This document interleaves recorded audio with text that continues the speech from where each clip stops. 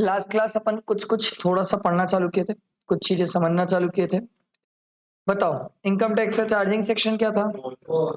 ठीक है, एसएससी का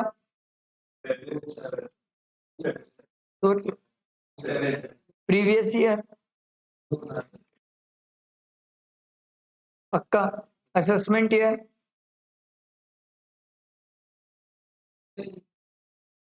असेसमेंट ईयर हाँ हर जगह 27 ही डाल दे। असेसमेंट ईयर जल्दी 29। ठीक है, वेरी गुड। पर्सन 231। ठीक है, इसके बाद लास्ट क्लास में अपन पढ़ लेते कुछ unexplained cash credit, unexplained investment, ये सब हम समझे थे सर। ब्लैक मनी वाली बातें थी सर। अब समझते कुछ चीजें। प्रीवियस ईयर क्या होता है?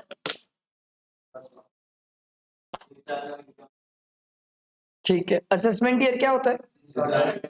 टैक्स पे करते हैं। तो नॉर्मली होता है ये कि कोई भी इंसान प्रीवियस ईयर में पैसे अर्न करता है और असेसमेंट ईयर में टैक्स पे करता है, ये नियम है। लेट, जल्दी आ, जल्दी आ बैठ। तो कोई भी पर्सन प्रीवियस ईयर में पैसे अर्न करता है और असेसमेंट ईयर में उसका टैक्स पे करता है।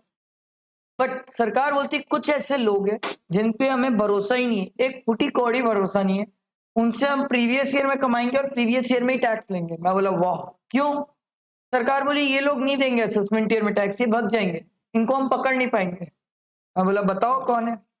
सरकार बोली देखो कुछ एक्सेप्शन है प्रीवियस ईयर के। सबसे पहले shipping business by non resident. आप समझो सर, यूएस की शिप है, इंडिया में आई है, ठीक है, गुड्स छोड़ने, और इंडिया से वापस चल जाएगी। तो सर यूएस की शिप इंडिया आएगी तो उसको इनकम कैसे होगी? यहाँ पर इंडिया के लोगों से क्या लेगी? फ्रेट भाड़ा लेगी। अबे भाड़ा लेगी ना, सामान लेके आइए तो भाड़ा लेगी, तो भाड़े की इनकम होगी उसको यहाँ पर। अब बात ये जो शिप वाला है, ये इंडिया से इनकम लिया, ये यूएस चले जाएगा। अब आपको लगता है ये वापस शिप लेके आएगा इंडिया में टैक्स पे करने के लिए? कभी जीवन में नहीं आएगा। सरकार बोलती है तू यूएस जा, बीच में डूब जा, टाइटैनिक हो जा, हमें कोई फर्क नहीं पड़ता, तू हमारा बस टैक्स देके जा। तो ये आदमी बोला वाह, आपने बोला था असेसमेंट ईयर में टैक्स देना होता है, अगले साल फिर आऊंगा ना। सरकार बोली नहीं, अगले साल तू नहीं आया, बीच में टाइटैनिक हो गया, तो हम तेरे को कहाँ ढूंढने जाएंगे भाई? तू हमारा टैक्स दे, उसके बाद तू दोबारा मत आ, हम तेरे को कभी फोर्स भी नहीं करेंगे। तो सरकार बोलती है सिंपल सी बात है, अगर कोई नॉन रेसिडेंट है, वो शिप लेके इंडिया में आ रहा है, तो उसकी जो इंडिया में इनकम हो रही है, सरकार बोलती है तू इसी प्रीवियस ईयर में टैक्स पे करेगा, तेरे लिए हम असेसमेंट ईयर तक वेट ही नहीं करेंगे। एक स्टूडेंट बोला सर मान लो अगर कोई शिप इंडिया की है, वो यूएस जा रही है, तो मैं बोला अरे भाई, इंडिया की शिप पे तो दोबारा कहाँ आएगी? इंडिया में। तो उस केस में तो वो वैसे ही असेसमेंट ईयर में टैक्स दे देंगे। हमें डर किनसे है? बाहर वालों से, जो वापस इंडिया नहीं आएंगे असेसमेंट ईयर में टैक्स देने। तो सरकार बोलती ना भैया, तुम इस साल कमाओ, इसी साल टैक्स दो, दोबारा मत आओ, हमें कोई फर्क नहीं पड़ता। समझ आया? Shipping business by non resident. ठीक, अगला देखो पर्सनल लिविंग इंडिया। मान लो, एक बार के लिए मान लो कि लेट है, चालू हो जाए सेटअप। अबे सवेरे 9 बजे खाना खा के आया है, नालायक। चलो, पर्सनल लिविंग इंडिया, ये बड़ा प्यारा है। मान लो दर्शन सीए बना, और सीए बन के बहुत चोरी चमारी किया, पैसे का इधर उधर हरकतें किया, अब अंड संड पैसा पीट लिया। इसको समझ आ गया कि आज नहीं तो कल मैं इंडिया में पकड़ा जाऊंगा, तो ये इंडिया छोड़ के जाने की कोशिश किया। आप बोलोगे सर कैसे पता चलता है कोई इंडिया छोड़ के जा रहा है? सर उसको पासपोर्ट में बताना पड़ता है कि वो इंडिया से क्यों जा रहा है, कहाँ जा रहा है, किस लिए जा रहा है। आपको पता है कि नहीं, वीजा के लिए अपन अप्लाई करते हैं तो बताना पड़ता है क्यों जा रहा है, कहाँ जा रहा है, किस लिए जा रहा है। तो मान लो दर्शन बोला कि भैया मैं तो जा रहा हूँ यूएस, और अब यूएस में शिफ्ट होऊंगा और वहीं सेटल हो जाऊंगा। सरकार बोली थैंक यू, थैंक यू, वैसे ही बहुत आबादी थी, एक आध कम भी हो जाएगा तो क्या फर्क पड़ेगा, पर जाते जाते हमें शगुन तो देखे जा। ये बोला किस बात का शगुन? बोले टैक्स देके जा। बोले टैक्स तो असेसमेंट ईयर में पे करते हैं। बोले आएगा दोबारा अगले साल? दर्शन बोला हाँ मैं आऊंगा। सरकार बोली ना ना, तू सीए, हमें पता है तू दोबारा नहीं आएगा, तू ऐसे ही नॉर्मली टैक्स नहीं देता है, दोबारा टैक्स देने के लिए तो इंडिया नहीं आएगा। तू पहले टैक्स दे और फिर जा। पर्सन लिविंग इंडिया, कोई अगर इंडिया छोड़ के जा रहा है, सरकार बोली टाटा, बस टैक्स दे के जाना। हम तुम्हारे लिए असेसमेंट ईयर तक वेट नहीं करेंगे, तुम प्रीवियस ईयर का टैक्स प्रीवियस ईयर में ही दो। अरे बात समझ आया? सिंपल पॉइंट है, रॉकेट साइंस कुछ नहीं है। अगला देखो, मान लो अभी नवरात्रि आ रही है सर, अब नवरात्रि में गरबा होता है, तो गरबा के लिए इवेंट होता है सर। अब इसी साल से, पिछले साल से समता में भी गरबा चालू हुआ है वापस, पहले तो बीच में बंद कर दिए थे, पता ही कि नहीं, बीच में अभी पता नहीं अभी क्या आलम है। हाँ, बस पिछले साल हुआ, उसके पिछले साल बंद था, क्योंकि वो पता नहीं मारपीट लड़ाई चकल्लस बहुत होता है, और वहां पर आरएसएस और जीएसएस हॉस्टल है, तो वहां की लड़कियां पढ़ ही नहीं पाती, ऑब्वियसली नहीं पढ़ पाएगी, फुल साउंड में गरबा चलता है कैसे पढ़ेगी, और सबका एग्जाम्स होता है ना। सी वाले लोगों को गरबा थोड़ी होता है, सी वाले लोगों का तो एग्जाम होता है, ठीक है। गरबा मेरे ख्याल से सितंबर अक्टूबर में होता है, नवंबर में आपका पेपर होता है। वैसे अब कहानी चेंज हो गई, अब सी के स्टूडेंट गरबा एंजॉय कर सकते हैं, क्योंकि अब पेपर जनवरी में होगा, तो आराम से सितंबर अक्टूबर नाचो। सितंबर में तो पेपर के बाद ही तेरे गरबा होगा, तो आराम से नाचो और उसके बाद जनवरी में पेपर दो, ठीक है। पर सीए फाइनल वाले नहीं नाच सकते ना, फाइनल तो अभी भी नवंबर में इच्छा होगा, तो वो बेचारे कैसे करेंगे? तो समझो सर, मान लो गरबा करना था, गरबा का एक इवेंट ऑर्गेनाइज करना था, अब मान लो गरबा का इवेंट ऑर्गेनाइज करने के लिए मैं और भविक बोले कि चल यार तू और मैं मिलते हैं और एक गरबा का इवेंट ऑर्गेनाइज करते हैं। भविक बोला ठीक है। अब मान लो हमने गरबा का इवेंट ऑर्गेनाइज किया और हर एक पर्सन से इवेंट का वो जो पास होता है उसका 500 रुपए लिया। अब मान लो हमारे इवेंट में आने के लिए 2000 लोग का पास बना, 2000 लोग वो पास खरीदे, तो मेरी इनकम कितनी हुई? 10 लाख। क्या 2.5 लाख से ऊपर है? हाँ, टैक्स देना चाहिए। अब सरकार बोलती है सर टैक्स, मैं बोला किस बात का टैक्स, हम दोनों तो इंडिया में रहते हैं ना, हम इंडिया छोड़ के भाग रहे हैं।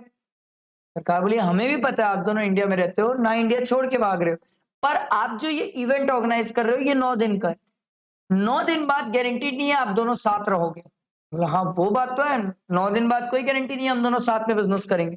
सरकार बोली वही बोल रहे हैं, आपने एक एसोसिएशन ऑफ पर्सन बनाया, आप 2 लोग मिले साथ में एक इवेंट करवाने के लिए, जैसे ही इवेंट हुआ आप लोग अपने अपने घर चले गए, तो सरकार बोलती इवेंट खत्म होगा, तुम पहले हमारा टैक्स दे दो, उसके बाद जिसको जहां जाना है जाओ, नहीं करना है दोबारा साथ काम मत करो, हमें कोई फर्क नहीं पड़ता, हम असेसमेंट ईयर तक वेट नहीं करेंगे।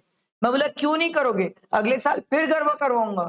सरकार बोली अगले साल करवाएगा तो वो अगले साल देखेंगे, अगर आज तेरे से टैक्स नहीं लिए तो अगली बार हो सकता है वर्धमान सर गरबा के लिए भविक से बात ना करे, मान लो लक्ष्य से बात कर ले कि यार चल अपन गरबा ऑर्गेनाइज करते हैं, तो पार्टी तो चेंज हो जाएगी ना। तो सरकार बोलती ना ना ना, तुम टैक्स अभी दो, तुम पहले अभी टैक्स दो, उसके बाद तुमको जो करना है तुम करते रहो, तुम्हारे लिए हम असेसमेंट ईयर तक वेट नहीं करेंगे सर। आई बात समझ आया? अगला देखो sir, person likely to transfer property to avoid tax, ऐसा कोई आदमी जो अपनी प्रॉपर्टी किसी को ट्रांसफर कर रहा है ताकि वो टैक्स बचा सके। कैसे? बहुत सारे तरीके, बहुत सारे तरीके। जैसे क्या किए, मान लो किसी के भी पेरेंट्स अब अपने नाम से घर लेते और उसको किराए पे देते, तो किराए की इनकम होती, अंकल बोले मेरी तो पहले ही इनकम 5 लाख रुपए है, मैं पहले ही टैक्स पे कर रहा हूँ, और टैक्स मत पे करवाओ मुझसे। तो अंकल क्या किए, वो जो प्रॉपर्टी लिए वो अपने बेटे के नाम पे ले लिए और बेटे के नाम पे लेके किराए पे दे दिए। अब प्रैक्टिकली किराए की इनकम उनको साल भर की 2,40,000 रुपए हुई, 20,000 रुपए महीना किराया, 2,40,000 रुपए हुई। बेटे को लिमिट कितनी मिलेगी? 2,50,000 की। तो प्रैक्टिकली वो जो रेंटल इनकम हुई, क्या टैक्स बचा लिया आप? यस। सरकार बोलती बहुत अच्छी प्लानिंग थी, अब हमारी बात सुनो, वो जो आपने घर ट्रांसफर किया अपने बेटे को, वो ट्रांसफर किया अच्छा है, आप अपने बेटे का सोचो, हमें कोई दिक्कत नहीं है, पर उस प्रॉपर्टी से जो इनकम होती है वो इनकम हम आपकी मानेंगे।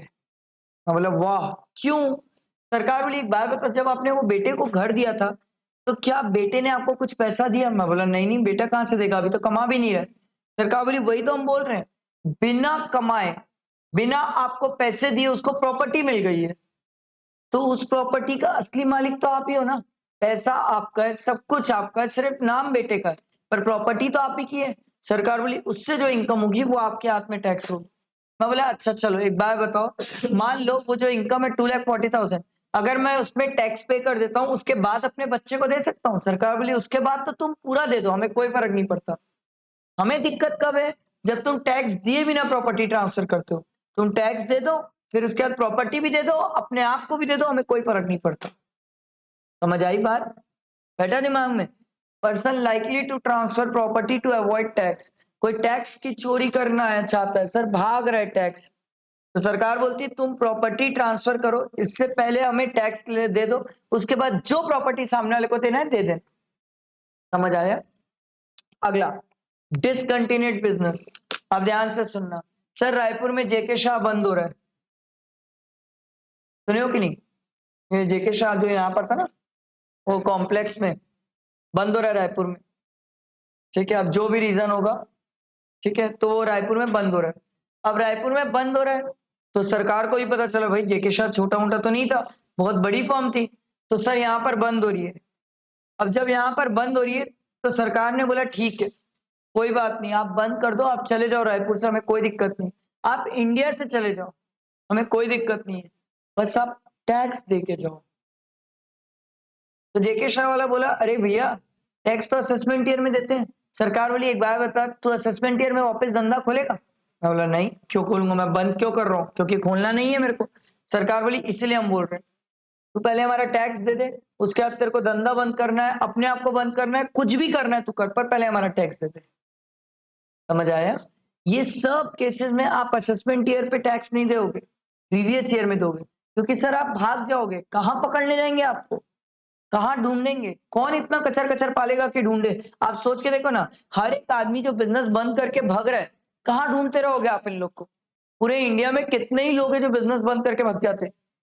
सरकार ऐसे ढूंढ नहीं पाएगी असेसमेंट ईयर में। सरकार बोलती है तू बिजनेस बंद कर रहे है, हमें टैक्स दे, उसके बाद तेरे को जहां जाना है जा, हम तेरे को मना भी नहीं करेंगे, रोकेंगे भी नहीं, पर तू पहले हमें टैक्स दे। समझ आया? तो ये प्रीवियस ईयर के 5 एक्सेप्शन है, ठीक है? देखो ये प्रीवियस ईयर के 5 एक्सेप्शन है। अब इसको हम याद कैसे रखते हैं? सर नॉर्मली होता ये कि हम प्रीवियस ईयर में कमाते हैं और असेसमेंट ईयर में टैक्स देते हैं, but sir there are certain exception जहां पर हम प्रीवियस ईयर में कमाएंगे और प्रीवियस ईयर में ही टैक्स देंगे, असेसमेंट ईयर तक बात ही नहीं जाएगी। आई बात समझ? चलो सब बोलेंगे। पहला क्या है? दूसरा, तीसरा,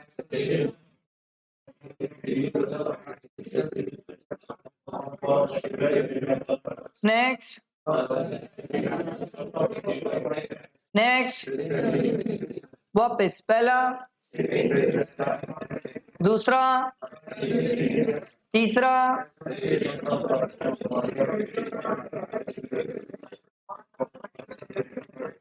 नेक्स्ट,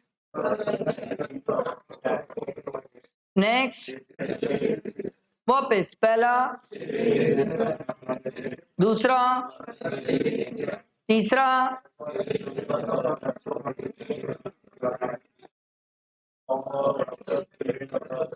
नेक्स्ट, नेक्स्ट, पहला। आपको क्या लगा, मजे मजे के लिए पढ़ा रहा हूँ, टाइम पास के लिए पढ़ रहे हो? दूसरा, तीसरा,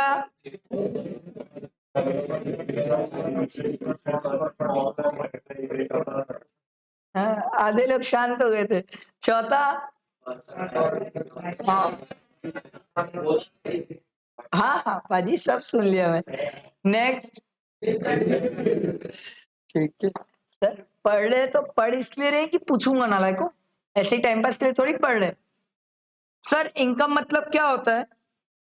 सरकार बोली ये कभी मत पढ़ो। मैं बोला वाह, तो दिए क्यों? सरकार बोली जिस दिन पूरा इनकम टैक्स खत्म करोगे आपको समझ आ जाएगा इनकम क्या होती है। समझ आया? जिस दिन हम पूरा इनकम टैक्स खत्म करेंगे ये ऑटोमेटिक खत्म हो जाएगा, इसको पढ़ने की जरूरत ही नहीं होती, कभी नहीं पढ़ना पड़ता इनकम की डेफिनेशन, क्योंकि जिस दिन इनकम टैक्स खत्म, पूरी ये देखो इतनी बड़ी है, पढ़ने की जरूरत नहीं है। जिस दिन मैं आपको पूरा इनकम टैक्स पढ़ाऊंगा पूरा इनकम की डेफिनेशन कवर हो जाएगी, एक एक पॉइंट कवर हो जाएंगे, अलग से पढ़ना ही नहीं पड़ता है। ठीक है, ये वाला पॉइंट नहीं पढ़ना पड़ता। आओ ये सीखते हैं और समझते हैं। इनकम टैक्स में 5 हेड होते हैं, ठीक है, इनकम टैक्स में 5 हेड होते हैं। सर 5 हेड क्या होता है? 5 हेड मतलब सरकार बोलती है किसी की भी इनकम को हम 5 कैटेगरी में डिवाइड कर देते हैं। मैं बोला एग्जांपल दो। पहला, सरकार ने पूछा वर्धमान सर क्या करते हैं? मैं बोला वर्धमान सर पढ़ाते हैं। बोले अगर वर्धमान सर जॉब करते हैं तो सबसे पहले वे हेड में आते हैं, सैलरी में। अब वर्धमान सर अगर कमाते हैं तो हो सकता है वर्धमान सर के पास घर भी हो, और अगर वर्धमान सर के पास घर है और वो 2 फ्लोर का है, जिसमें वर्धमान सर 1 फ्लोर में रहते हैं और 1 फ्लोर किराए पे दे दिए, सरकार बोली किराए की इनकम फ्रॉम हाउस प्रॉपर्टी। अब अगर वर्धमान सर अपनी ऑफिस खोल के बैठे हैं तो ऑफिस खोल के बैठे मतलब वर्धमान सर धंधा कर रहे हैं, प्रोफेशन वाला काम कर रहे हैं, सरकार बोली पीजीवीपी। चौथा, वर्धमान सर मान लो टैगोर नगर में घर लेके बैठे थे, अब उनको लगा यार टैगोर नगर बहुत हौच-पौच एरिया हो गया, कचर-कचर हो गया है, वर्धमान सर कोई अच्छी सोसाइटी में जाना चाहते हैं, तो वो अपना घर बेचे और दूसरी सोसाइटी में घर खरीद रहे हैं, कैपिटल गेन। समझ आया? वर्धमान सर ये चारों टाइप के काम नहीं करते, इसके अलावा कोई भी काम करते हैं आईयूएस। ये सरकार का ब्रह्मास्त्र है, ये सरकार का ब्रह्मास्त्र है। आप ऊपर 4 में नहीं आओगे तो नीचे 5वें में आ जाओगे। मैं बोला एक आध तो एग्जांपल दो, 5वें में कैसे आया? सरकार बोली एक बात बताओ, क्या तुम्हारा सीए का ऑफिस है? मैं बोला हाँ। सरकार बोली तुम क्या एक एग्जाम में इन्विजिलेटर बन के जानते हो? मैं बोला हाँ। बोले इंस्टीट्यूट कितना देती है? मैं बोला 1500 रुपए देती है 3 घंटे का। सरकार बोली वो 1500 रुपए इनकम फ्रॉम अदर सोर्सेस। मैं बोला अदर क्यों? सरकार बोली एक बात बता, तेरा धंधा थोड़ी क्या इन्विजिलेटर बनने का? मैं बोला नहीं नहीं, मैं तो सीए हूं, मेरा तो ऑफिस है। सरकार बोली वेरी गुड, तो समझ गया, जो ऊपर 4 हेड में नहीं आएगा वो नीचे 5वें में आएगा, जो ऊपर 4 में नहीं आएगा वो नीचे 5वें में आएगा। सर कैसे पता करेंगे? अपन जब एक एक हेड पढ़ेंगे तो मैं आपको सिखाऊंगा। जैसे देखो इनकम फ्रॉम हाउस प्रॉपर्टी दिया हुआ है, तो घर किराए पे देने से जो इनकम होती है वो हाउस प्रॉपर्टी में जाती है। तो एक आदमी बोला अच्छा मैं तो जमीन किराए पे दिया हूँ खेती करने के लिए। सरकार बोली very good, income from other sources. 5वां ऐड हमारे पास जिंदा है। समझ आया? बैठा दिमाग में? क्लियर हुआ? ऐसे हर एक पॉइंट, कोई भी सब सब जो 4 में नहीं आए 5वें में आ जाएंगे। और एग्जाम्पल लॉटरी। अब आप बताओ लॉटरी कोई इंसान का धंधा हो नहीं सकता, सैलरी हो नहीं सकती, हाउस प्रॉपर्टी हो नहीं सकता, कैपिटल गेन हो नहीं सकता। सरकार बोली आओ बैठो आईयूएस में। कुछ भी हो सकता है, इंटरेस्ट डिविडेंड ये सब चीजें आईयूएस में जाएगी, क्योंकि ये सब ऊपर चारों में आती ही नहीं है। सरकार बोली नहीं आती तो नीचे 5वें। तो आप बोलोगे सर ऐसे में तो हम जिंदगी भर टैक्स में फंसे हुए रहेंगे। तो मैं कब बोला आप टैक्स से बच जाओगे? मैं कब बोला टैक्स से बच जाओगे? टैक्स से आप कभी नहीं बचोगे। सरकार हमेशा आपसे टैक्स लेगी, कभी छोड़ेगी नहीं सर, कभी नहीं छोड़ेगी। सरकार टैक्स तभी छोड़ती है जब उसकी मजबूरी हो जाती है, नहीं छोड़ेगी तो मारेगा आम आदमी, तब सरकार छोड़ देती है। नहीं तो सरकार टैक्स नहीं छोड़ेगी। क्यों छोड़ेगी भाई? किस लिए छोड़ेगी? आप उनके सगे थोड़ी लगते हो जो टैक्स छोड़ देगी। समझ आया? बैठा दिमाग में? तो ये 5 हेड की कहानी क्लियर हुआ? 5 हेड, सबसे पहला क्या है? सैलरी, फिर क्या है? इनकम फ्रॉम हाउस प्रॉपर्टी, जिसको प्यार से अपन आईएचपी बोलते हैं। ठीक है, अगला क्या है? Profit and gain of business and profession. आज से हम पीजीबीपी याद रखेंगे, ठीक है, पबजी याद नहीं रखेंगे, पीजीबीपी। ठीक है, दोनों में अंतर है।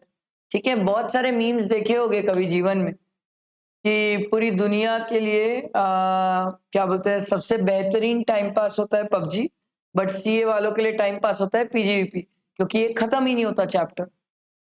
ये चैप्टर खत्म ही नहीं होता है, इतना बड़ा चैप्टर होता है, बाप रे बाप, बाप रे बाप। जिस दिन हम पीजीपी तक पहुंच गए और खत्म कर लिए, समझ लेना हमारा 50% ऑफ द इनकम टैक्स खत्म है। 50 भी क्या, 60-70% खत्म। इतना बड़ा होता है, यहां तक खत्म हुआ मतलब आधे से ज्यादा जिंदगी की जंग आप लड़ लिए। मैक्सिमम इनकम टैक्स आप सीख लियो, बहुत कुछ सीख गए, क्योंकि हर आदमी धंधे में चोर है अलग टाइप से। अब जैसे मैं लक्ष्य की दुकान गया था, सामान लिया, साले ने कच्चे का बिल पकड़ाया। ठीक है, कच्चे का बिल पकड़ाया था, जीएसटी नहीं लिया था मेरे से। मैं मना किया था जीएसटी लेने के, ले ले। ठीक है, जीएसटी नहीं लिया था और जीएसटी का बिल भी नहीं दिया था मेरे को। मेरे को कच्चे का बिल ऐसे लिखा, रसीद में ये ऐसा लिए, प्राइस लिखा, पकड़ा दिया। अच्छा, इतना शाना है, पता है बैंक अकाउंट भी 2-3 स्कैनर रखता है, एक पापा का, एक फर्म का, एक भाई का, एक अपना, एक मम्मी का, सब अलग अलग स्कैनर रखता है। एक को बोलता है इसमें पेमेंट करो, एक को इसमें पेमेंट। दुनिया में हर आदमी चोर है धंधे में, अलग अलग टाइप से। पढ़ेंगे तो पता चलेगा, बहुत पता चलेगा आप लोगों को, धीरे धीरे, बट एकदम से नहीं, धीरे धीरे आपको पता चलेगा। अरे समझ बैठा दिमाग में, क्लियर हुआ? ऐसी बहुत सारी चीजें अपन सीखेंगे। समझ आ रहा है? अरे समझ आ रहा है?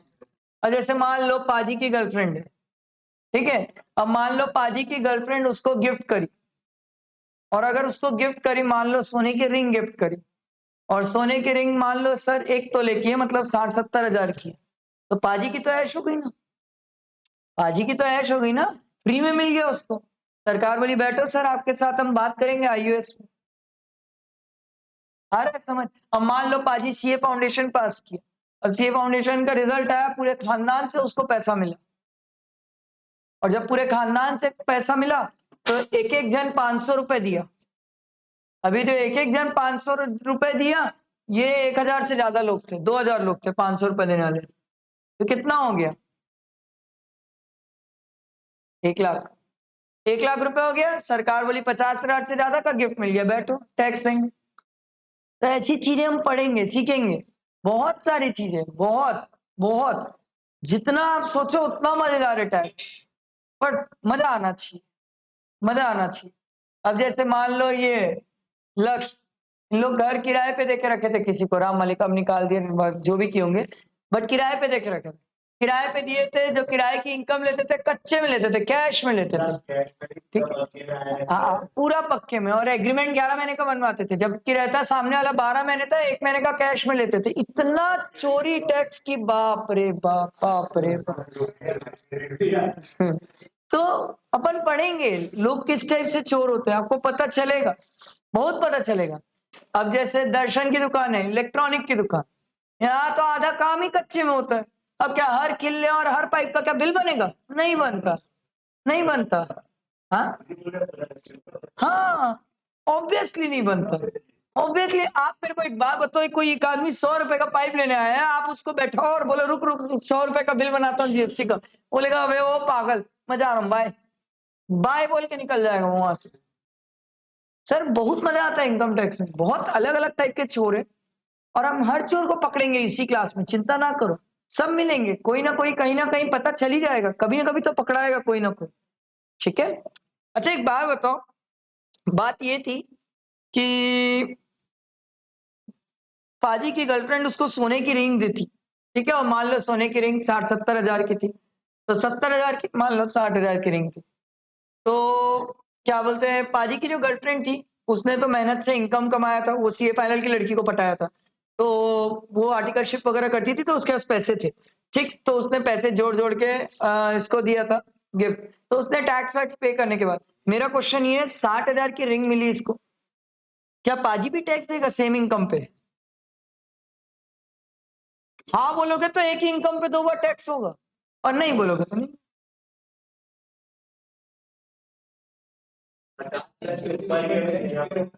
हाँ टैक्स पे हुआ ना भाई, उसकी गर्लफ्रेंड ने टैक्स पे करने के बाद ही पाजी को दिया। हम्म, तो एक ही इनकम पे 2 बार टैक्स करोगे आप लोग?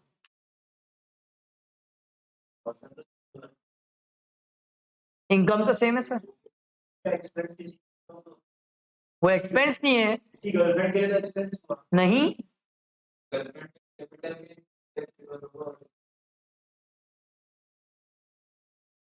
कैपिटल गेन में तो कुछ होगा ही नहीं, कैपिटल, हाँ तो सेक्शन 47 ट्रांसफर ही नहीं मानता, नहीं मानता, पहला ट्रांजेक्शन ही है, any transfer by way of gift, will और irrevocable trust, second transaction. Gift तो तू किसी को कितना भी दे दे, कैपिटल गेन लगता ही नहीं है, बोलो।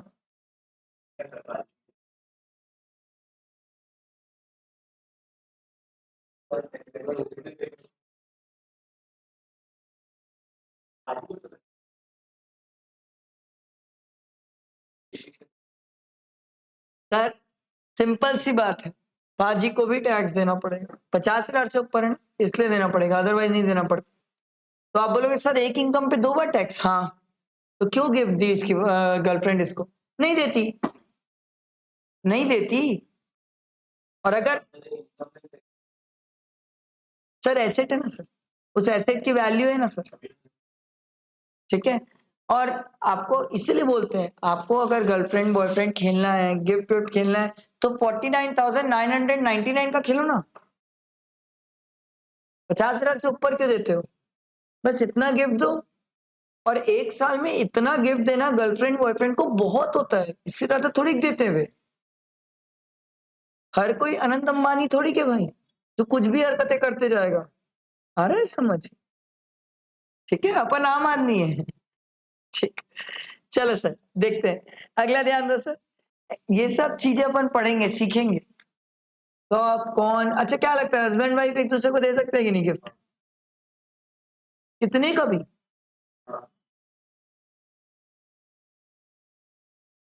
सोच सोच, क्योंकि पूरी दुनिया के हस्बैंड अपनी वाइफ्स को गिफ्ट दे रहे हैं और वाइफ भी दे रही है।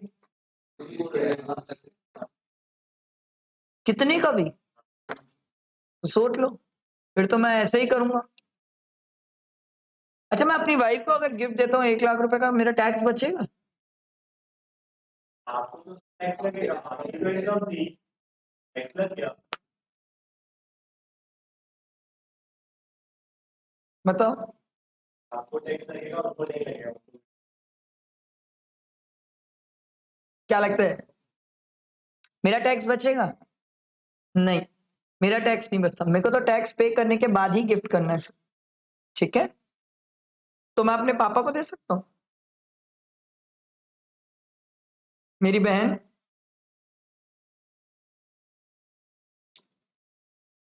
मेरी बहन के बच्चे। सोच के जवाब देना सर। अगर नहीं बोले ना आराम मिनी को, तो अमित सर के इंस्टीट्यूट से भगा देंगे तुम लोग को। मेरा कुछ नहीं है, देख लो भाई, सोच लो, सोच समझ के आंसर करना। नहीं, रिलेशन हर जगह अलग अलग होते हैं।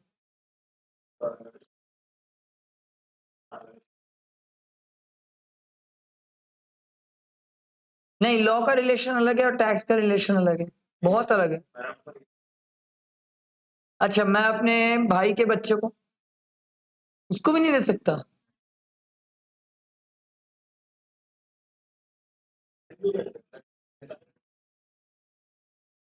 पता है खानदान क्या होता है, हमें सीखना पड़ेगा सर, ठीक है। जो आप खानदान जानते हो वो नियायती बकवास है। जो टैक्स खानदान बोलेगा वही खानदान आपको याद रखना, ठीक है। पढ़ेंगे, मजा आएगा, बहुत अच्छी अच्छी चीजें है सर।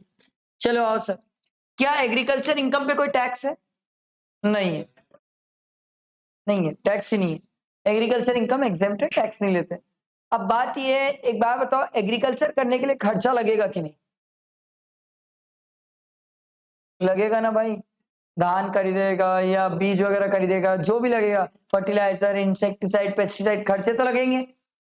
सरकार बोली ऐसी कोई इनकम जो एग्जेम्प्ट है, उससे रिलेटेड खर्चे आप पीएल अकाउंट में नहीं डाल सकते। मैं बोला नहीं समझ आया। सरकार बोली हम तेरे से एग्रीकल्चर इनकम पे टैक्स नहीं लेते। मैं बोला हाँ नहीं लेते। तो सरकार बोली एग्रीकल्चर इनकम को कमाने के लिए जो तूने खर्चा किया होगा उसको पीएल अकाउंट में नहीं डाल सकता। बोला क्यों?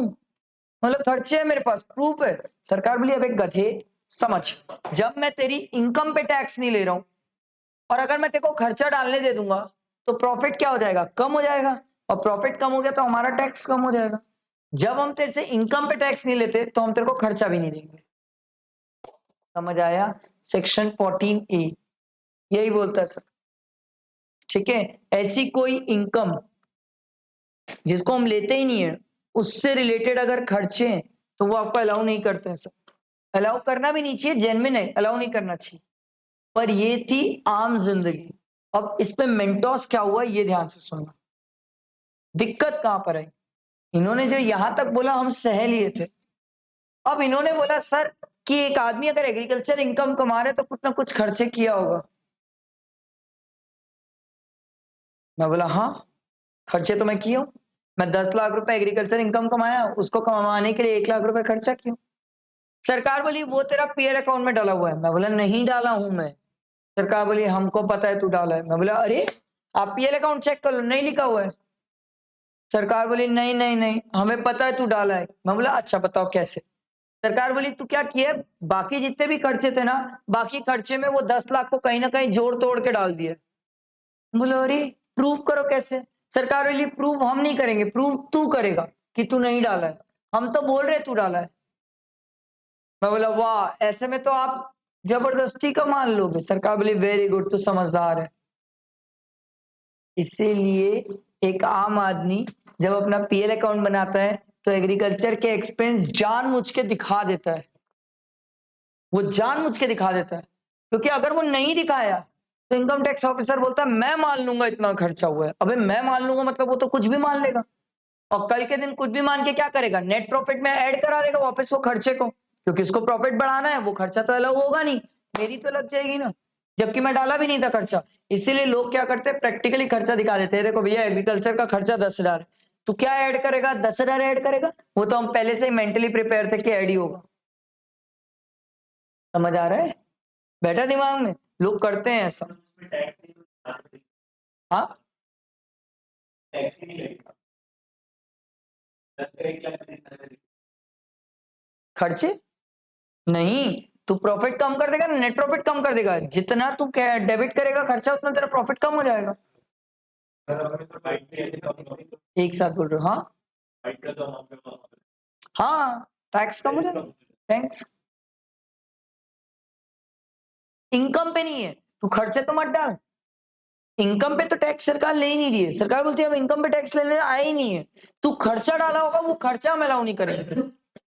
देखो, no deduction shall be allowed to the SC in respect of the expenditure incurred in relation to income which do not form part of the total income. इसका एग्जांपल अपन ने एग्रीकल्चर इनकम लिया। The assessing officer shall, ये देखो, shall determine the amount of expenditure incurred in relation to such income. If having regard to the account of the SCC is not satisfied with the correctness of the claim SCC in respect of such expenditure made by the SCC.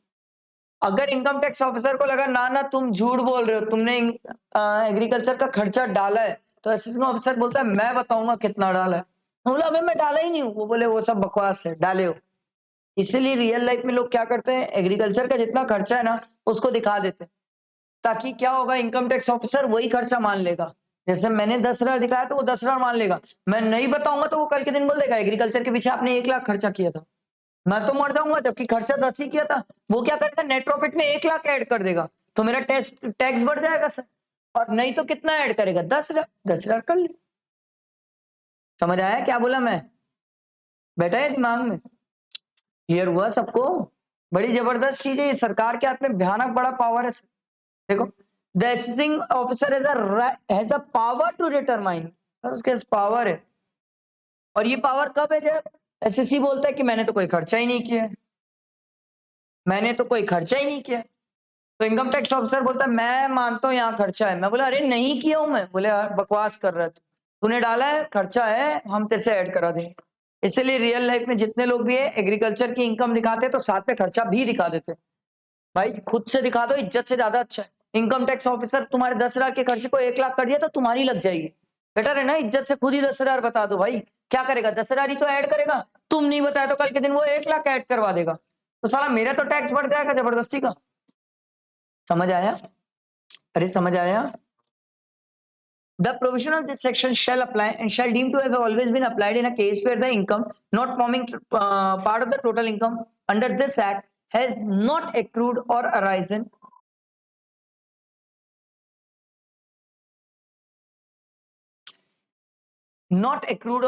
as not or has not been received during the previous year relevant to the assessment year and expenditure has been incurred during the previous year in relation to such income not forming part of the total income.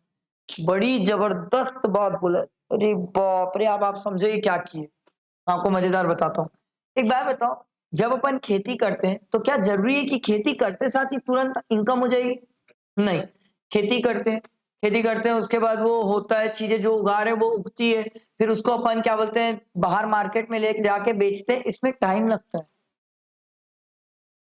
सरकार बोली income आने में time लगता है। खर्चा तो पहले दिन से होता है। बोला हाँ, खर्चा तो पहले दिन, ऑब्वियस सी बात है। सीड्स खरीद के लाऊंगा तभी तो भैया उगाऊंगा कोई चीज। सरकार बोली वही तो है। सरकार बोली हम ये मान के चलेंगे सर, ये हम मान के चलेंगे कि भैया जो इनकम जिसपे कोई टैक्स नहीं लगता, ठीक है, जो इनकम अभी हुई नहीं है आपको, उससे रिलेटेड आपने खर्चा कर चुका है, उससे रिलेटेड आपने खर्चा कर चुका है। तो मैं बोला अरे, एक अच्छा एग्जांपल देता हूं मैं आपको, अच्छा एग्जांपल देता हूं। मान लो मैं फरवरी में खेती कर रहा हूं, ठीक है, फरवरी में बीज डाला, अब मैंने खर्चा कर दिया। अब मान लो वो जो खेती हुई है, वो बीज था, वो पेड़ होने पे समय लग गया, और मान लो अगले साल के मई में हुआ, अगले साल के मई में गेहूं उग गया, तो गेहूं मई में उगा है, बेचूंगा उसको जून जुलाई में, इनकम जून जुलाई में आएगी। पर अगर आप ध्यान दो तो खर्चा क्या पिछले साल से हो रहा है? हाँ, खर्चा तो पिछले साल से हो रहा है। तो सरकार बोली जब हम आपके पिछले साल की इनकम निकालेंगे ना, तो हम ये मान के चलेंगे आपने कुछ खर्चा किया है। आप बता दो ज्यादा बेटर है, आप नहीं बताओगे तो सरकार बोलती है हम मान के चलेंगे फिर। समझ आया? ये बहुत डेंजरस सेक्शन है, ये बहुत डेंजरस सेक्शन है, सरकार इसके कैसे भी मजे ले सकती है। क्लियर हुआ सबको? बैठा है दिमाग में? नहीं समझ आया तो पूछ लो, बढ़ू आगे? ठीक। देखो सर, कैपिटल रिसिप्ट और रेवेन्यू रिसिप्ट, कभी सुने हो ये वर्ड? क्या होता है कैपिटल रिसिप्ट?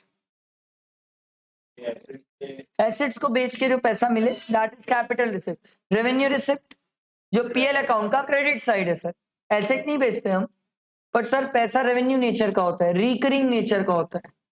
यही बात समझ? रिसिप्ट मतलब पैसा आना, एक्सपेंडिचर मतलब पैसा जाना, कैपिटल रिसिप्ट मतलब आपने एसेट बेचा होगा तो पैसे आए होंगे। रेवेन्यू रिसिप्ट मतलब सर एसेट नहीं बेचा है, एसेट नहीं बेचते हो आप सर, स्टॉक बेच सकते हो, डिविडेंड से पैसा हो सकता है, इनकम फ्रॉम इन्वेस्टमेंट हो सकता है, ये सब से जो पैसा होता है वो रेवेन्यू रिसिप्ट है, बेसिकली पीएल अकाउंट का क्रेडिट साइड। समझ आया? बैठा है दिमाग में? इसको अभी डिफरेंस को हम अभी नहीं पढ़ेंगे सर, डिफरेंस हम अभी इसलिए नहीं पढ़ेंगे, जिस दिन हम इनकम टैक्स कवर करेंगे डिफरेंस समझ आएगा सर आपको, अभी नहीं। अगला दिया हुआ है कीमैन इंश्योरेंस पॉलिसी, ये क्या होता है सर? ये बड़ी जबरदस्त चीज है, नाम से ही क्लियर होता है क्या होगा, की मैन इंश्योरेंस पॉलिसी। मतलब कोई ऐसा की पर्सन होगा, उसका आप इंश्योरेंस करा रहे हो। एग्जाम्पल, सर क्या टाटा कंपनी में रतन टाटा जी क्या की पर्सन है टाटा के? है कि नहीं? टाटा ग्रुप के सबसे मेन पर्सन तो वही है। अगर आप उनका इंश्योरेंस करा रहे हो तो उसको बोलते हैं की मैन इंश्योरेंस पॉलिसी। समझ आ रहा है? बैठा दिमाग में? तो जैसे अरम इंस्टीट्यूट में आप मेरा, अमित सर, नूतन सर, हम लोगों का इंश्योरेंस करा रहे हो तो वो सब कीमैन इंश्योरेंस है। चंदू दीदी का इंश्योरेंस करा रहे हो तो वो कीमैन इंश्योरेंस नहीं है सर। चंदू दीदी कोई की पर्सन नहीं है अरम इंस्टीट्यूट की। समझ आ रहा है सर? बैठा दिमाग में? की पर्सन, मेन पर्सन, ठीक है। अब आप अगर मेन पर्सन का इंश्योरेंस करा रहे हो तो क्या कल के दिन पैसा भी मिलेगा? हाँ, पता है ना, इंश्योरेंस कराते हैं किसी का तो इंश्योरेंस मैच्योर होने पे क्या पैसा मिलता है? हाँ। सरकार बोली अगर कल के दिन ये पैसा मिल रहा है तो ये किस तरीके से टैक्सेबल होगा, ये इस पे डिपेंड करेगा कि जिसका आप इंश्योरेंस करा रहे हो वो आदमी क्या करता है।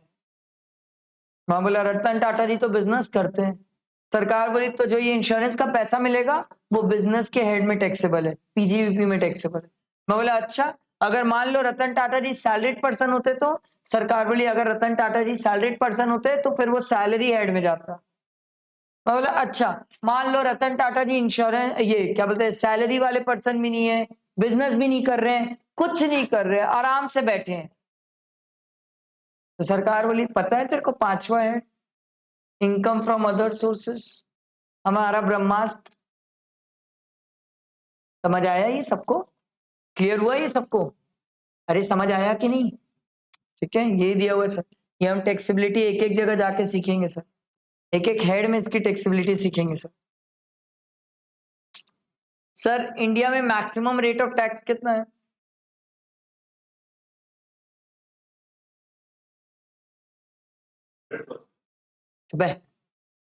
साले 30% टैक्स, 37% सरचार्ज, 4% एजुकेशन से, कितना हो गया 42.744%। सर कैसे आया? सर ये 37% 30% का होता है, 37% 30% का होता है, और ये जो 4% है वो इन दोनों को मिला के 4% लगाया जाता है। निकालो कैलसी में लगा के चेक करो, सीखो।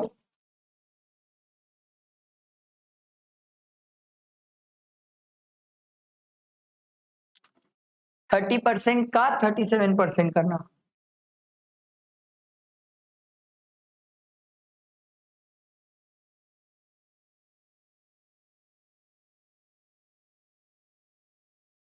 आया सबका?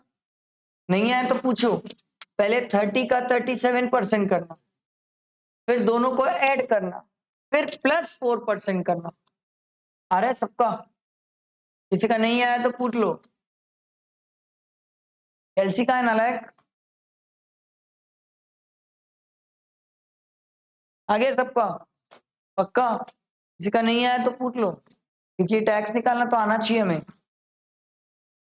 42.744, ठीक है, ये मैक्सिमम होता है सर, ये मैक्सिमम मार्जिनल रेट।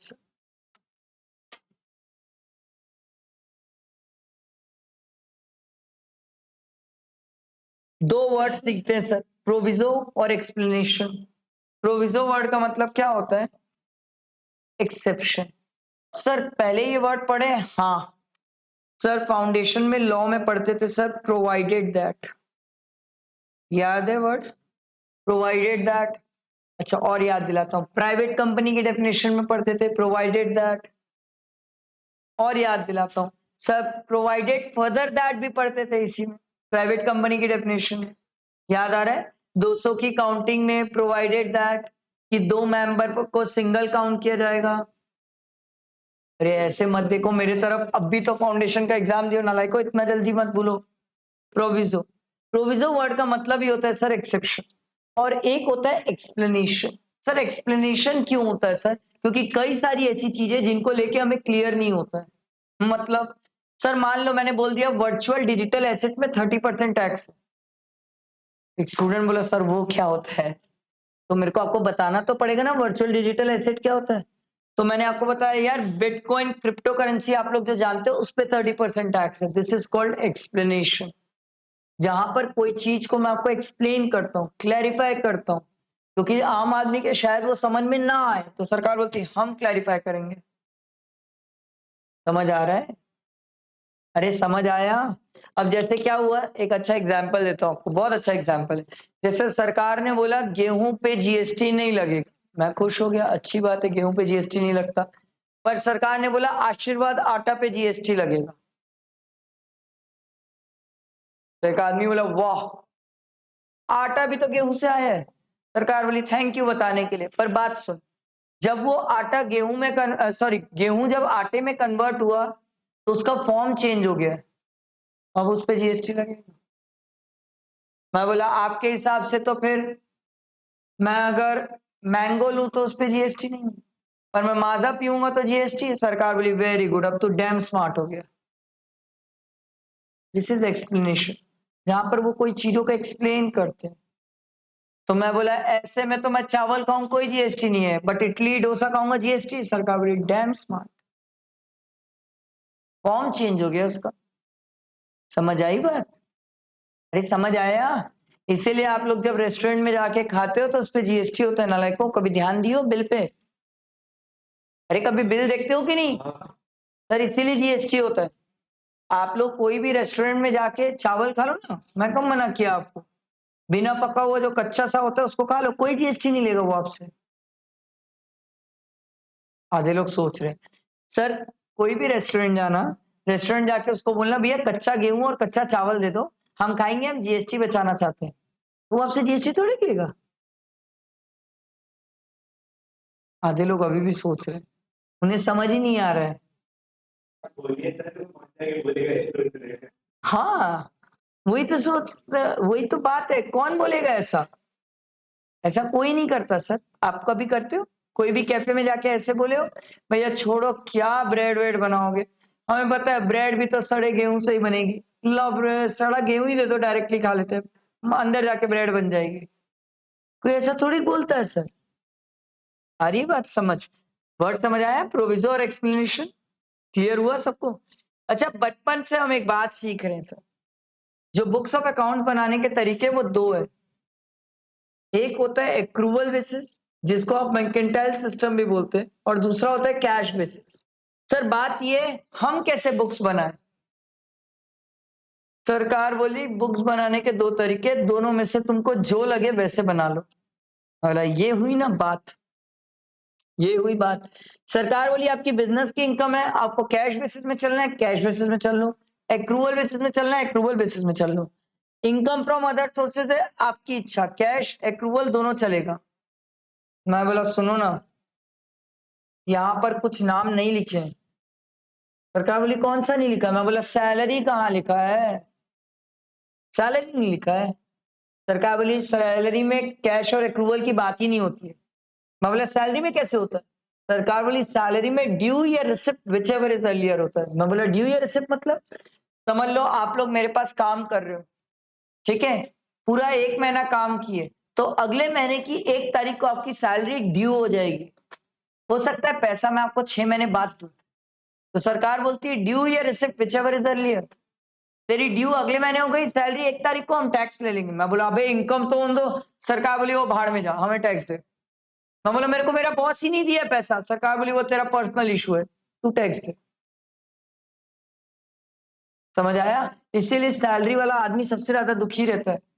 साला इनकम होना हो, ड्यू हो गई, टैक्स देना पड़ जाएगा। समझ आया? इसीलिए कोई भी बोलता है भैया मेरी सैलरी जैसे ड्यू हो तुरंत से तुरंत दे देना, क्योंकि आप दोगे तब तो मैं टैक्स दूंगा, आप नहीं दोगे तो मैं टैक्स कैसे दूंगा? समझ आई बात? बैठा दिमाग में? क्लियर हुआ ये सबको? बैठा ना दिमाग में? अगला है, एक और चीज यहां पर नहीं दी हुई है, बताओ कौन सा नेक्स्ट? 5 हेड होते हैं ना, 2 का ही नाम लिखा है, तीसरा बताओ कौन सा नहीं लिखा है? सर कैपिटल गेन भी नहीं लिखा है। सरकार बोली कैपिटल गेन में वैसा कुछ नहीं होता है। कैपिटल एसेट में जब कैपिटल गेन में जब आप कैपिटल एसेट बेचोगे तब टैक्स देना है। मैं बोला अच्छा मतलब? सरकार बोली एक बात बता, प्रॉपर्टी क्या कोई लोग रोज दिन खरीदी बेची करते हैं? मैं बोला नहीं भाई, कोई आदमी प्रॉपर्टी रोज दिन खरीदी बेची नहीं करता है। सरकार बोली प्रॉपर्टी जब बेचोगे तब टैक्स है। मैं बोला अच्छा, मेरा घर है 1960 में बना था, आज तक नहीं बेचा है। सरकार बोली हम भी टैक्स नहीं लेते, तू बेचेगा तब टैक्स लेंगे, बेचेगा नहीं तो टैक्स भी नहीं लेंगे। चल, समझ आया? वहां एक्रूवल और कैश बेसिस हो ही नहीं सकता, हो ही नहीं सकता। तो मैं बोला सुनो ना, एक और हेड बच गया, हाउस प्रॉपर्टी। अब उसमें क्या करें? सरकार बोली गधे, हाउस प्रॉपर्टी का एक बात बता, जब तू किसी के साथ रेंट एग्रीमेंट करता है तो तेरे को पहले दिन पता होता है कि पूरे साल का कितना रेंट मिलने वाला है? बोला हाँ पता तो होता है। सरकार बोली वेरी गुड, दे दे टैक्स। हेलो, इनकम तो दो। सरकार बोली वो सब तेरा पर्सनल इशू है, टैक्स दे। मैं बोला बीच में भाग गया तो? सरकार बोली वो भी तेरा पर्सनल इशू है, टैक्स दे। अब समझो ना, मैं किसी को अगर 10,000 रुपए में ये रूम किराए पे दूंगा, तो मेरे को तो पता है ना साल के एंड में 1,20,000 आएगा मेरे पास। आधे लोग सोच रहे हो पता है कि नहीं? हाँ। सरकार बोली ला टैक्स दे। समझ आया? ये बैठा दिमाग में? क्लियर हुआ? देखो सर, सैलरी, आईएचपी और कैपिटल गेन। आईएचपी में देखो एक्रूवल बेसिस, क्योंकि मेरे को पहले दिन पता होता है सर कि साल के एंड तक मेरे पास कितना रेंट आने वाला है। सैलरी में ड्यू या रिसिप्ट, और कैपिटल गेन में तो जब आप ये एसेट बेचोगे सर, हाँ आप बेचो ही मत, टैक्स ही नहीं लगेगा। आप जिंदगी भर अपने पास सोना रखो, पहने रखो, टैक्स ही नहीं लगेगा। सोना बेचोगे तो टैक्स लगेगा, मत बेचो ना। मैं कब बोल रहा हूँ बेचने, मत बेचो, टैक्स ही नहीं लगेगा सर। समझ आया? बैठा दिमाग में? क्लियर हुआ? सर ये आईसीडीएस होता है। सर ये क्या होता है? ये भी आप लोग छोटे हो नहीं पढ़ोगे सर, फाइनल में पढ़ते हो, income computation and disclosure standards, final में पढ़ते हैं सर इसको। ये भी एक मेथड ऑफ अकाउंटिंग है, ये आप अभी नहीं पढ़ते, फाइनल में पढ़ते हैं सब method of accounting. Sir best judgement assessment, ये क्या होता है? ध्यान से सुनना, मजेदार है सर।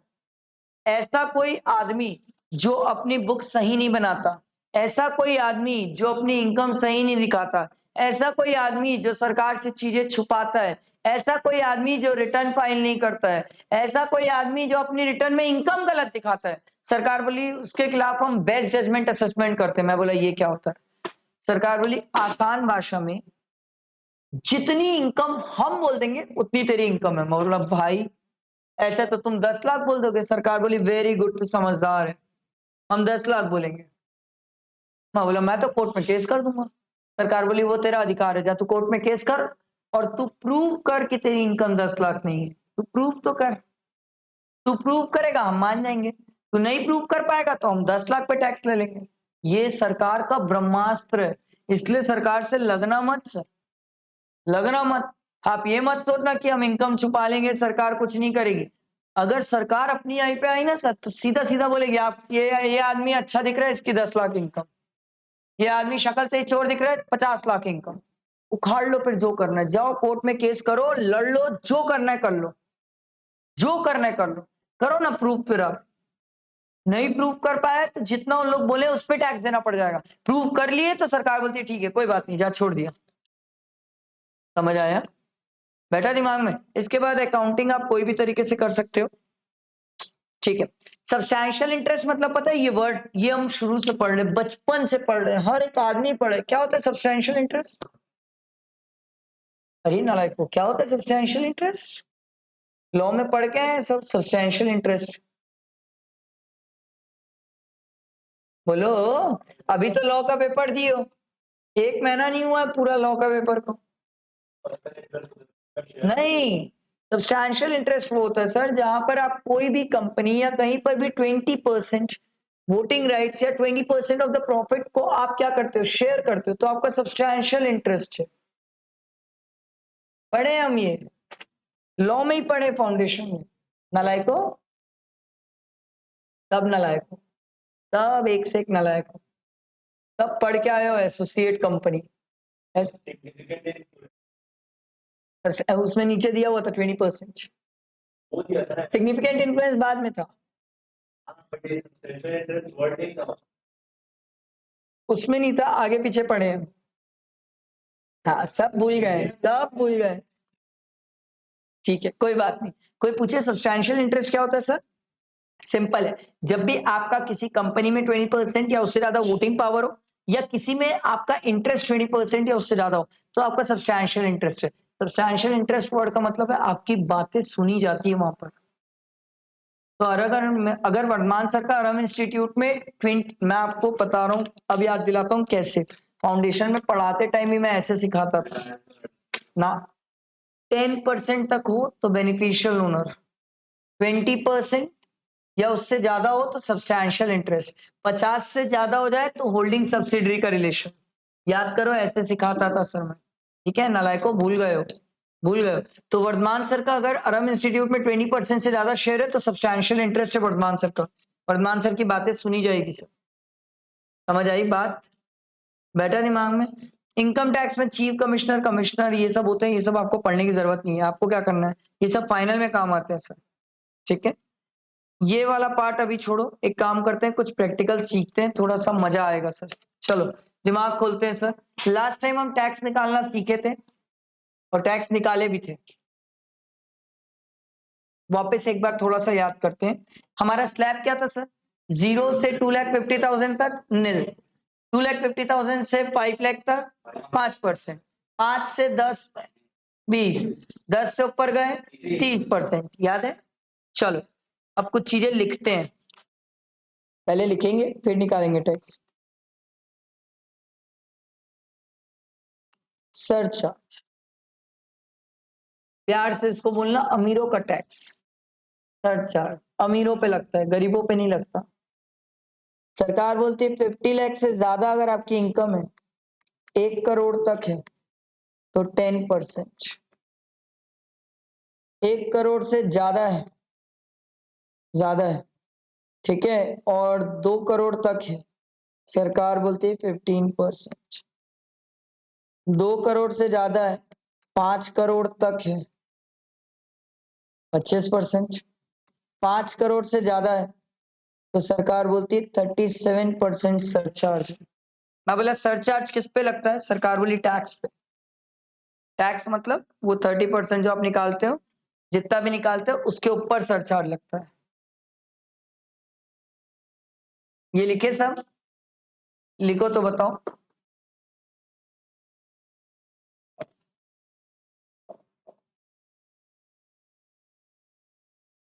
लिखे?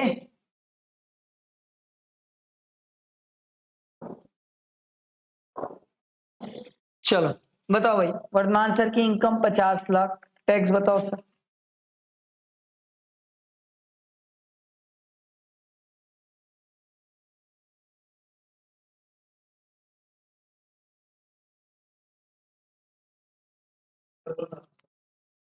क्या सरचार्ज तो 50 लाख के ऊपर में लगता है, 50 लाख में तो सरचार्ज ही नहीं है नालायक। 131250 सब निकालो सर। वही 10 लाख में फिक्स है सर, 1,12,500, बचा 40 लाख का 30%। वही तो किए थे लास्ट क्लास, भूल गए क्या नालायकों?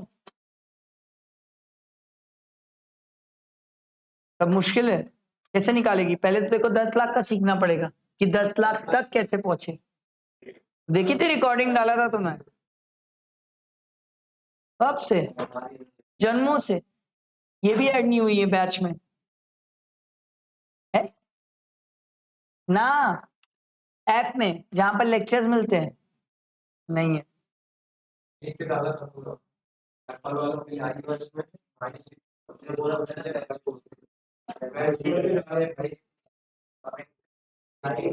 एक्सेप्टेड है,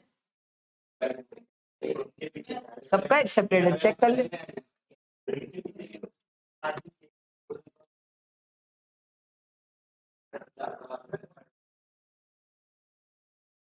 हाँ, मैं मेरे तक तो वैसे भी कुछ नहीं पहुंचता, सब आप ही लोगों के लिए है। बोलो भाई, 50 लाख पे सबका टैक्स आया पक्का? चलो 51 लाख पे टैक्स निकालो सर। याद रखना इस बार सरचार्ज आएगा। 144, मेरे को तो गलत लग रहा है।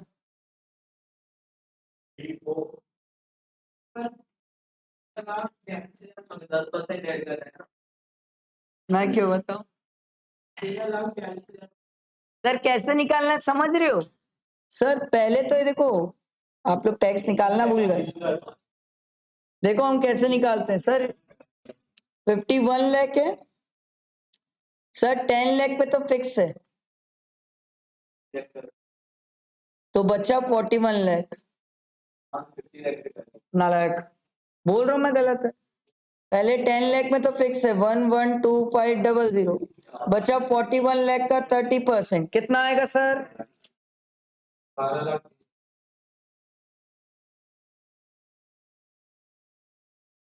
इसको ऐड किए तो कितना आएगा? प्लस क्या 50 लाख से ऊपर सरचार्ज है? यस, कितना परसेंट? 10%। तो इसमें 10% ऐड करो सर, इसी का 10% निकालना है। हाँ, मैंने आपको क्या बोला था, सरचार्ज किसका निकलता है? टैक्स का निकलता है। ना ना ना ना, चलो सरचार्ज ऐड करो 10%, इसका कितना हुआ? 14 लाख। ये आया सबका, बैठा दिमाग में? अब देखो सर, सर 1476750, सर ये दोनों का डिफरेंस निकालो कितना है? सर अब पूरा ध्यान मेरे तरफ, सब पूरा ध्यान मेरे तरफ, नहीं तो आखिरी दिन इसी को निकालना नहीं आता है लोगों को, आधे से ज्यादा लोगों को ये निकालना नहीं आता है। ध्यान देना सर, मेरी इनकम कितनी बढ़ी? 1 लाख। टैक्स कितना बढ़ा? तो मैं तो अपने क्लाइंट को ये बोलूंगा, भाई तू अपनी इनकम 50 लाख दिखा, 1 लाख छुपा ले, क्योंकि अगर तेरी इनकम 1 लाख बढ़ती तो टैक्स 1,64,000 पड़ता है। सरकार बोली लाओ टैक्स, मैं बोला पागल हो, शक्ल देखियो, नहीं दूंगा मैं टैक्स। 1 लाख की इनकम पे 1,64,000 टैक्स दूं? आप 100% से भी ज्यादा टैक्स लोगे मुझसे, मैं नहीं दे रहा। सरकार बोली नाराज क्यों होता है? एक काम कर, इसमें से 1 लाख को हटा दे, बचा कितना? इतना ही तो तू ज्यादा दे रहा है ना? मैं बोला हाँ इतना ही तो मैं ज्यादा दे रहा हूं। सरकार बोली एक काम कर, ये मत दे। मैं बोला नहीं दूं मतलब? सरकार बोली इसको बोलते हैं मार्जिनल रिलीफ।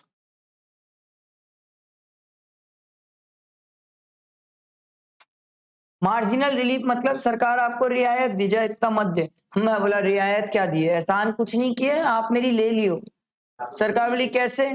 मैं बोला 1 लाख रुपए इनकम कमाया और उस पर पूरा 1 लाख, हाँ नहीं 1 लाख रुपए इनकम कमाया और 1 लाख रुपए पूरा तो टैक्स ले लिया आप मेरे से। तो सरकार बोली मैं बोली थी तेरे को 51 कमाने। बोला वाह, ये तो लग गई मेरी। सरकार बोली वेरी स्मार्ट। अब सरकार बोली ये तू 51 लाख टैक्स निकाला है ना, इसमें मार्जिनल रिलीफ माइनस कर ले। माइनस करोगे तो कितना आएगा?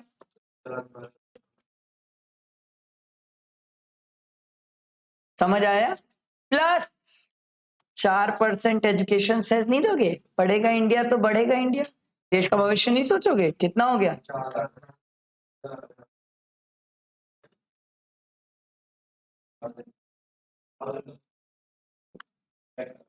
एग्जैक्ट नंबर आ रहा है, समझ आया? तो आपकी 51 लाख की इनकम पे आपको टैक्स देना पड़ेगा 14,69,000। आपको लगता है इंडिया में लोग इतने प्यारे हैं कि 50 लाख की इनकम 51 लाख की इनकम में करीब करीब 15 लाख, करीब करीब क्या 31,000 गिनोगे, करीब करीब 15 लाख आप टैक्स दे दोगे? आपको लगता है? अब आप घर वालों को जाके ज्ञान दोगे ना, जूता चप्पल उतार के मारेंगे, मैं बता रहा हूँ। बोलेंगे पागल है, फिर कमाएंगे क्या, खाएंगे क्या, रहेंगे क्या, जिएंगे क्या? समझ आ रहा है? और ज्यादा बोले ना आप लोग तो आप ही लोग की गाड़ी मोबाइल घड़ी सब कब्जा हो जाएगी उन्हीं। बोलेंगे बचा पैसा तो तू ले जाता है, तो हमारे पास क्या बचता है? अरे समझ बैठा दिमाग में। बताओ सर 52 लाख में कितना टैक्स है? 52 सेम ऐसे ही निकालना, बस यहाँ 1 की जगह 2 कर देना सर।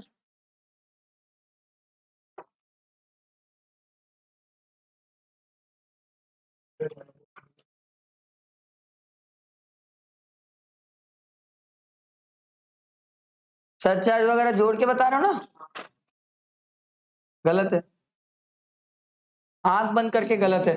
अबे गधो, 1 मिनट, एक बात बताओ, नहीं कौन है दिमाग वाला? 51 लाख में ये आ रहा है और 52 लाख में ये आ रहा है, सालों कम कैसे होगा इनकम के बाद टैक्स? ये मैं मान लूंगा। अबे खुद मरो तो मरो, कम से कम क्लाइंट को मत मरवा देना, मर जाएगा बेचारा। हाँ पर आप एक बात समझो, क्लाइंट सदमे में चले जाएगा, बोलेगा सर 51 लाख में आप 14,76,000 टैक्स निकालते हो और 52 लाख कमाता हूं तो 13 लाख निकालते हो, सर आप चाहते क्या हो मुझसे जीवन में? क्या मेरी इनकम के साथ टैक्स कम होता है क्या? तो वो बोलेगा भैया एक काम करो, 1 करोड़ ही इनकम दिखा दो, आप 0 कर दोगे टैक्स। सारी बात समझ, ऐसा गलती मत करना। बताओ कितना टैक्स बोले? अच्छा 0। चलो वही कहानी है सर, डिफरेंस बताओ कितना है 52 लाख और 50 लाख की इनकम पे। यहाँ पर लो, चलो 52 लाख वाली यहाँ लिख लेता हूँ, 15,09,750, दोनों में डिफरेंस कितना है?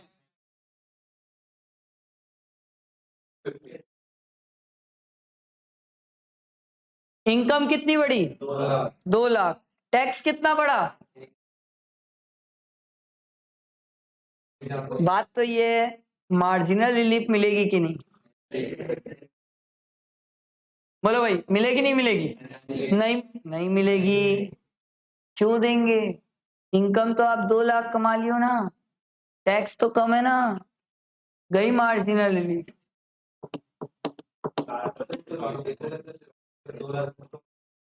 हाँ तो मैं कब बोला? कंपेयर करने के लिए 50 लाख है, हाँ उसके नीचे सर चार्ज है ही नहीं। ये सबको समझ आया?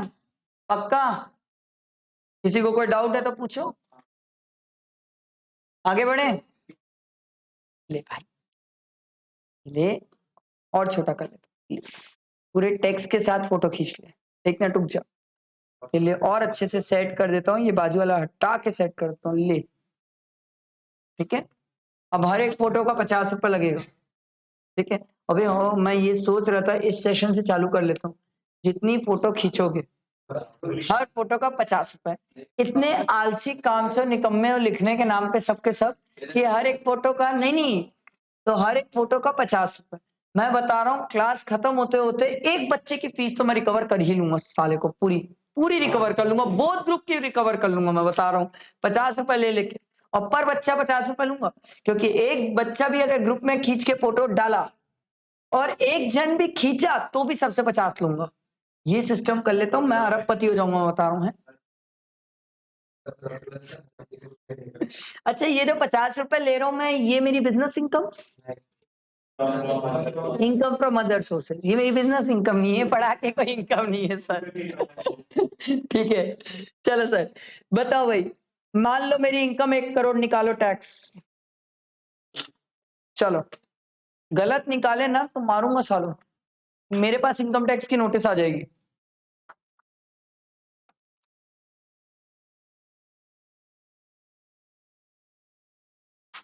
ओ मैडम, 1 करोड़ के जीरो तो सही करो,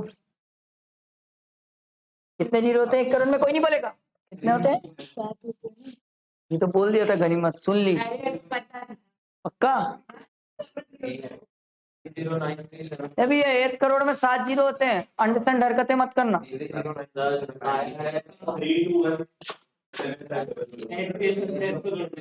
नहीं, एजुकेशन से तभी जोड़ना ही नहीं, वो तो आखिरी की गल है।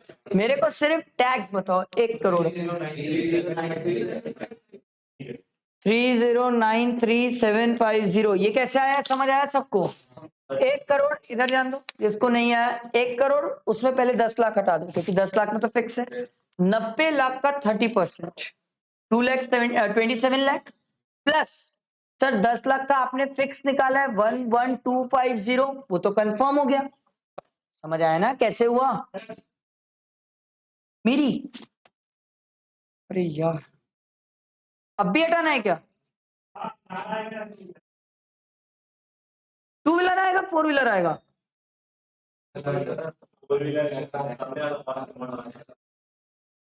अरे यार, चलो फिर मैं 1 मिनट आ रहा हूं, जब तक आप लोग निकालो 1 करोड़ 1 लाख पे भी टैक्स निकालो, मजा आएगा। मैं आ रहा हूँ ना, 2 मिनट में आ रहा हूँ।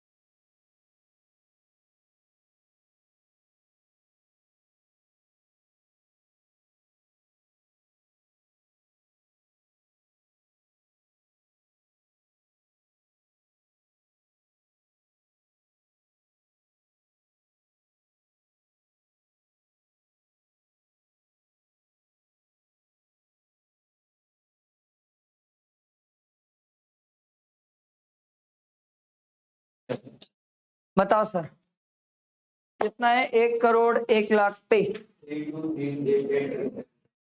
3 2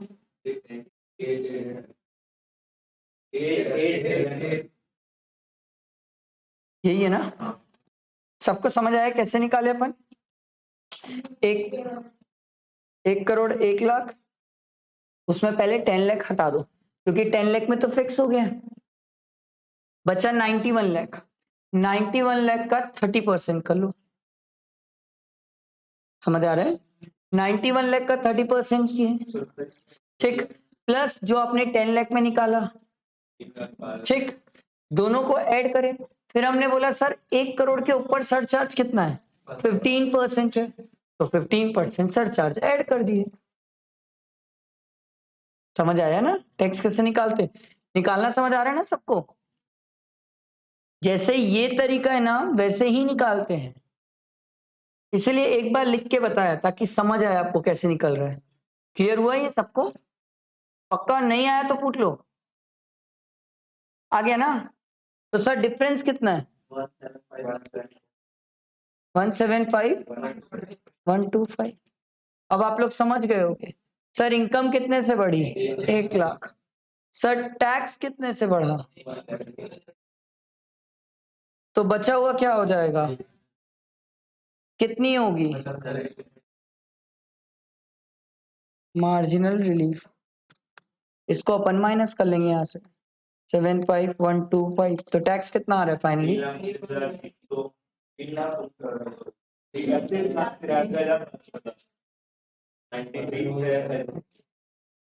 समझ आया कैसे हुआ?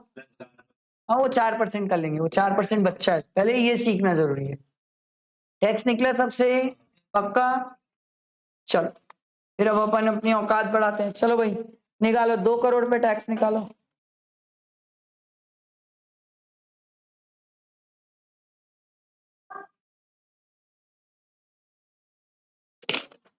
निकालो निकालो 2 करोड़ पे टैक्स निकालो सर।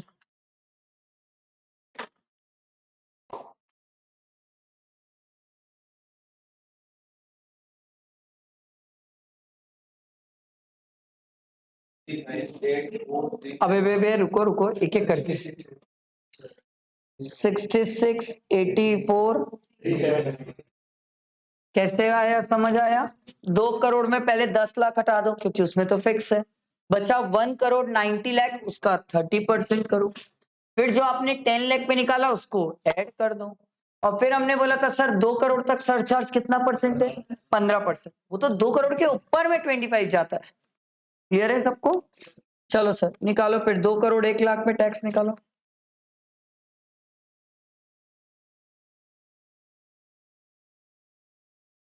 इस बार सरचार्ज 25%, ध्यान रखना।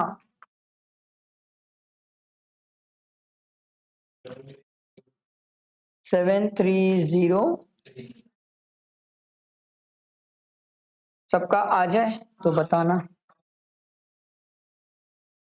समझ आ रहा है ना सबको? देखो किसी को नहीं आएगा तो बोलना, टीचर हूँ बाबा नहीं हूँ।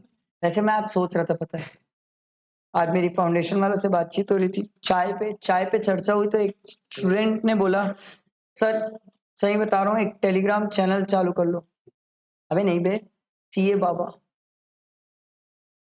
मैं बोला कुछ अच्छा नाम सोचना पड़ेगा। सीए वर्धमान बाबा बहुत बड़ा हो जा रहा है, वो भी अच्छा है सीए वर्धू बाबा। और मेरे को स्टूडेंट रिकमेंड किया, देखो सर ऐसे फीस चार्ज करना 100 रुपए ये बताने का कि आप पास होंगे कि नहीं, ठीक सर 200 रुपए इस चीज का कि आप क्या बोलते हैं जो पढ़े हैं जो पेपर दे के आए हैं उसको इवेलुएट करने का। 300 रुपए इस चार्ज का सर कि आपको आगे सीए पढ़ना चाहिए कि नहीं पढ़ना चाहिए।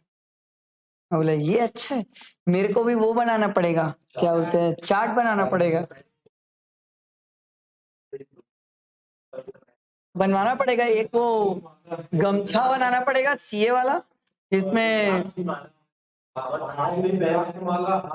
नहीं रुद्राक्ष नहीं, भगवान को अपन बीच में नहीं लाते, भगवान को क्यों लाएंगे? ये काम में भगवान को नहीं लाना है अपन को।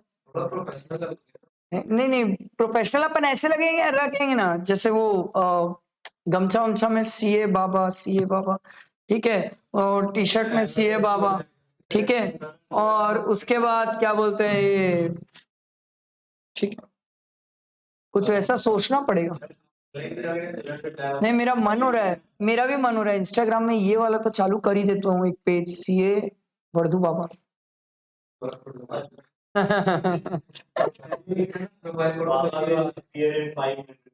हाँ? अच्छा, ऐसा भी होता है क्या? तो जब टाइम लगेगा तो रिस्पेक्ट देंगे। अच्छा, ठीक है, रुको एक आध स्टूडेंट को पकड़ता हूँ जो प्रोफेशनली पेज बनाए मेरे लिए, मजा आएगा। ठीक है, डिपेंड करता है, जिसका जितना अच्छा आइडिया उसके लिए फ्री रखेंगे चीजें, जिसका बुरा आइडिया उसके लिए चार्जेबल रहेगा। चलो बताओ यार, डिफरेंस कितना आ रहा है टैक्स का? ये आदमी तो भूखा नंगा हो जाए, उसकी इनकम कितनी बड़ी? 1 लाख है, सॉरी 1 करोड़ लिख देते, 1 लाख, और टैक्स कितना बड़ा है? तो सर कितने की मार्जिनल रिलीफ? बाप रे, 7,80,750 की मार्जिनल रिलीफ, बताओ। सॉरी सॉरी सॉरी सॉरी, मैं बाबा वाले सोच में पहुंच गया था, पढ़ाते पढ़ाते बाबा तरफ सोचने लग गया था। चलो चलो बताओ, माइनस करके कितना?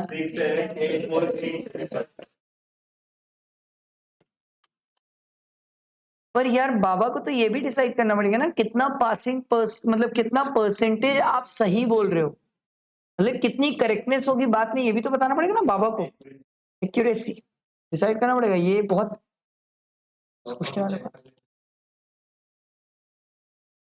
ठीक है, ये सबको समझ आया सर? आप समझो, इनकम 1 लाख बढ़ी और टैक्स तो देखो सर, लूट दिए एक आदमी को तो आप, समझ आया? इसीलिए प्रोफेशनल्स की जरूरत होती है। वो 500 रुपए में जो रिटर्न डालते हैं वो ये सब नहीं कर सकते, क्योंकि वो बीकॉम पढ़े हुए रहते हैं, उन्हें घंटा ये सब समझ आता है। तो उन लोग अगर टैक्स भरने जाएंगे आपका, तो आपकी लगा देंगे लंका, फिर आप देना एक्स्ट्रा 6 लाख टैक्स, मेरा क्या है, दो।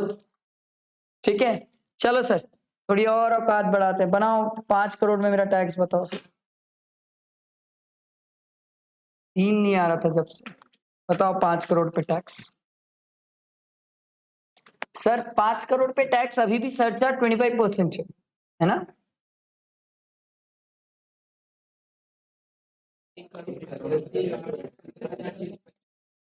अबे रुको बे, मेरे को भी लिखने दो।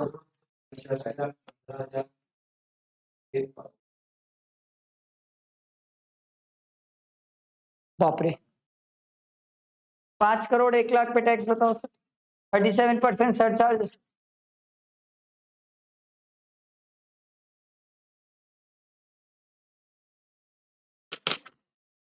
हे भगवान भगवान, बनना ही पड़ेगा बाबा। आज मेरे को कौन सवेरे सवेरे फाउंडेशन का एक स्टूडेंट है, एक बाबा के बारे में बताया, भाई 17 में ऐसा क्या जोड़ेंगे जो 70 हो जाएगा, मतलब क्या तो बाबा बताया भाई, मेरे को दिखाया, मैं 2 मिनट तक उस बाबा को देख के सदमे में था, बोला ऐसा भी होता है? साला 12th के टॉपर से पूछे, वो भी सदमे में था। रुक जाओ, 20334, बाप रे, 2 करोड़। हाँ, किसी के घर वाले इतना देते हैं क्या? लाओ भाई, निकालो डिफरेंस, निकालो डिफरेंस।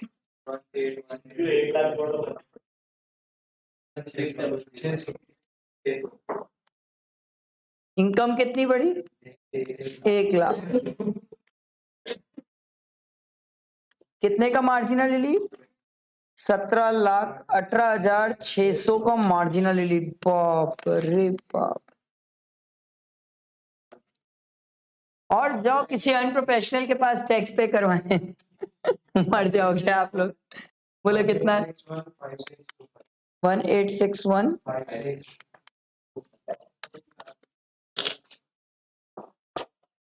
आपको लगता है किसी के घर में 5 करोड़ कमा के 1,80,00,000, 85 लाख, 90 मान लो, 1,90,00,000, क्योंकि 4% भी तो जुड़ेगा ही अभी। अच्छा, इसमें 4% जोड़ो तो और जोड़ो 4% ही तो जोड़ना है, बताओ 4%। 93 देख लो, 1 करोड़ 93 आ गया। क्या लगता है? ऑलमोस्ट 2 करोड़। क्या 7 लाख को गिनते हो?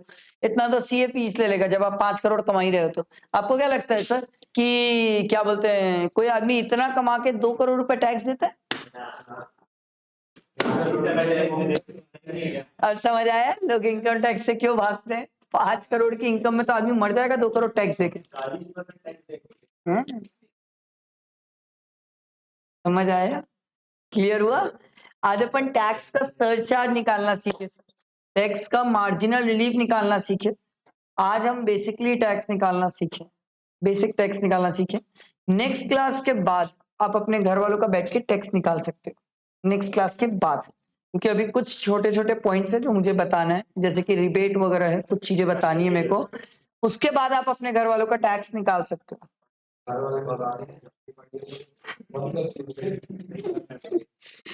फिर घर वालों से इनकम पूछना, उनका टैक्स निकालना और फिर बोलना देख लो आप लोग चोर हो। अब इस केस में मान लो, जैसे एक एग्जाम्पल है, जैसे मान लो किसी के घर में 5 करोड़ 1 लाख रुपए कमा रहे हैं, तो उसका टैक्स आप लोगों ने निकाला 1 करोड़ 93 लाख होता है। अब मान लो उसके घर में टैक्स नहीं पे करते हैं, या पे करते हैं तो कम पे करते हैं, तो बोलना मैं तो कंप्लेन कर दूंगा। मैं कंप्लेन किया तो मेरे को 10% तो मिल जाएगा, मतलब 19 लाख तो पहले ही मेरे जेब में। ठीक है, राउंड फिगर 20 मान लो, 20 लाख तो मेरे जेब में है। ठीक है, बट प्रोवाइडेड ये 20 लाख मिलने के बाद आप घर से बाहर हो जाओ, प्रॉपर्टी से बाहर हो जाओगे, एक फूटी कौड़ी हिस्सा भी नहीं मिलेगा, तो सोच समझ के हरकतें करना सर। ठीक है, आई बात समझ?